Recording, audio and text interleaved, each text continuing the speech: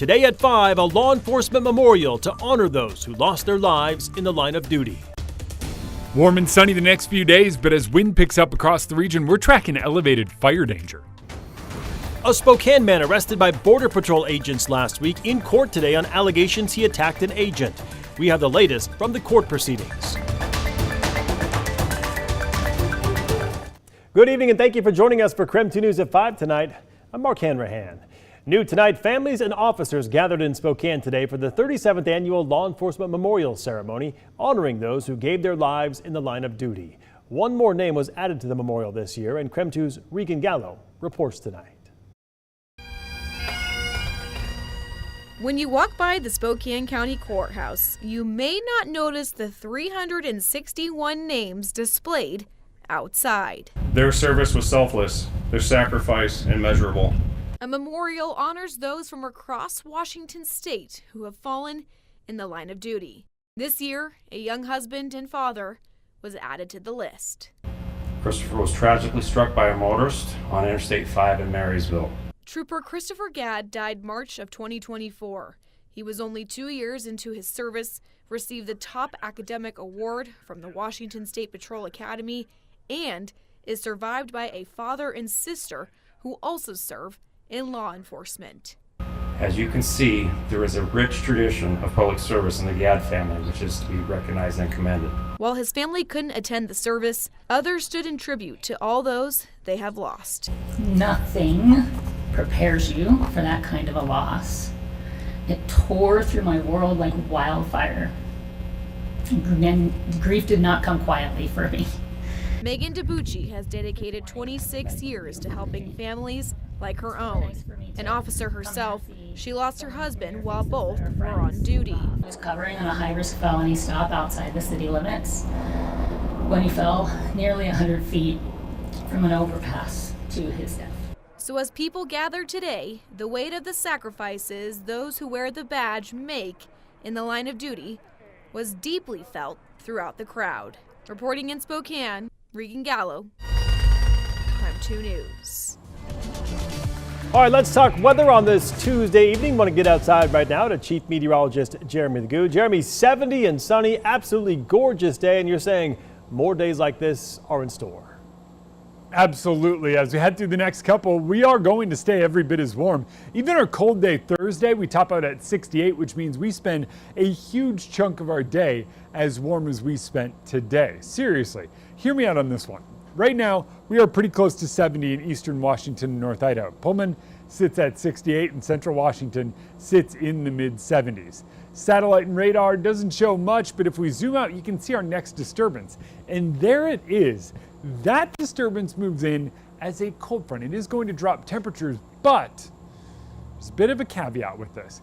Clouds build, watch this, clouds build Wednesday night, and then we get the moisture moving through in the middle of the night. So it doesn't impact Wednesday, it doesn't impact Thursday, but Wednesday night we'll see some of those scattered showers move through, and notice we hang on to the clouds until about the time the sun comes out. But as we all head out the door, we are back to sunny. So that means our overnight stays much warmer Wednesday into Thursday. And because of that, because we're staying close to 50 degrees, we can easily climb into the upper 60s, which, believe it or not, is going to have today and Wednesday today and Thursday feeling very similar, despite those temperatures trending a little cooler. Tomorrow, though, near 80 degrees ahead of that cold front, and that is downright hot.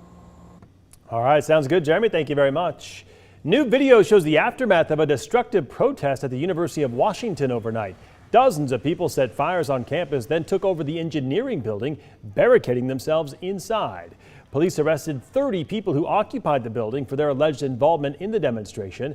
The protest was organized by the group called Super UW. They shared online they were there to support Palestine. The protesters are asking the school cut ties with Boeing over the company's defense contract, specifically what is supporting Israel Defense Forces. The building demonstrators took over was partially paid for by a $10 million donation from Boeing. Our sister station in Seattle spoke with one student about what they're asking for. Seeing our students being attacked by universities and the police class, we feel it is our time to also escalate our political voice. And so we are here tonight to ask UW, to not even ask UW, to require UW to cut ties with Boeing. Police cleared out the demonstrators late last night. The students police arrested were charged with trespassing, property destruction, and disorderly conduct. They will be referred to the King County Prosecutor's Office. Any other students who protested will be referred to the Student Conduct Office as well. A Spokane teenager accused of beating up two homeless men, one of them severely. 16-year-old Tyler Thompson appeared before a judge today to answer to charges that he attacked two homeless men as they slept in the downtown area back on April 25th.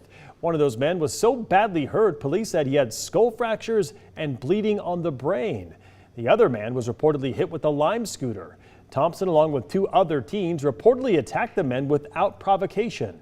Thompson was already on probation for another assault. He was ordered to be held on $100,000 bond and is expected back in court coming up on May 20th. In continuing coverage tonight, after being arrested by Border Patrol agents back on April 29th, Martin Diaz is back in Spokane County facing a federal judge for a separate charge. KREM 2's Christian Garza was at Diaz's first appearance and brings us the very latest tonight. Christian? Yeah, right behind me at the United States Courthouse, Martin Diaz dressed in a yellow jumpsuit as he stood in front of a judge facing an alleged assault charge. Now, allegedly, Martin Diaz elbowed a Border Patrol agent in the face during his arrest last month. Now, this charge potentially carries a 20-year prison sentence. Now, in court, the big question was not whether or not he did it, but rather if he should be released or stay in federal custody until his trial date. The government wanted Diaz to remain in federal custody until his trial, telling the judge Diaz is a flight risk and a danger to the community, detailing Diaz's previous criminal history where he was arrested for assault in the third degree in 2007 and criminal mischief in 2018.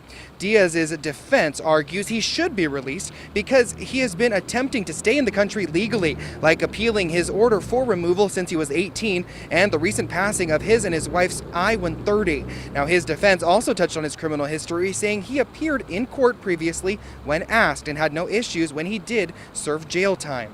Diaz's wife Kendall was in court today along with a handful of friends and family. She says this is just another hurdle as they fight to keep Diaz in the country. It was just really upsetting, that we're having to deal with this as well now.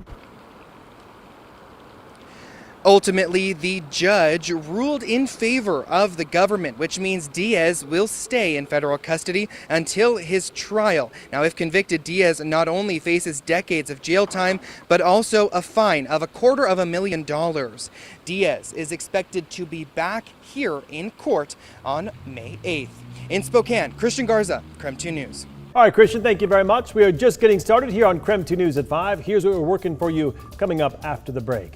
We are taking you to North Idaho, where City Council is considering allowing a trolley in downtown. Also up in Bonners Ferry, a new controversy surrounding a Canadian flag.